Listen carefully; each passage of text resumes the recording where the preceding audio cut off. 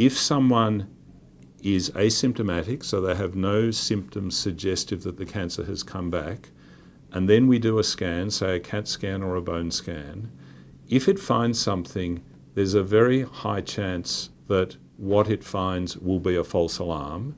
It won't be a recurrence, but at some stage we'll think it's a recurrence, have to do more tests, which may be expensive, may be painful, and certainly induce anxiety, only at the end of it to say, well, we don't think that's a recurrence. Now, what sort of a situation? We've taken a healthy woman with no symptoms, done some scans, found something, and now we've left her in an uncertain situation. So symptoms are really important. So the flip side of what I've said, the woman who has no symptoms needs no investigation. On the other hand, if someone has a symptom that is suggestive of or may represent a recurrence, then early identification of that and early either confirmation or ruling out of recurrence is very important. Now, in different health settings, it will be different people. Those women who have a close relationship with their GP, it's often easiest to get to the GP, who can then liaise with the specialist team and work out what investigations. Others find it easiest to come straight back to their oncologist or their breast surgeon to organise that.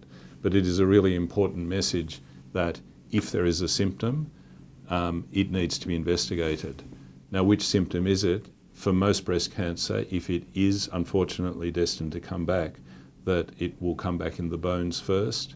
So my advice to patients who've had breast cancer is if they get a new symptom, a new pain in bones or joints that they can't explain, we all get pains in our bones and joints, usually after something, but if it can't be explained, and if it lasts more than a couple of weeks, particularly if it is waking people up at night, that's something that needs to be investigated.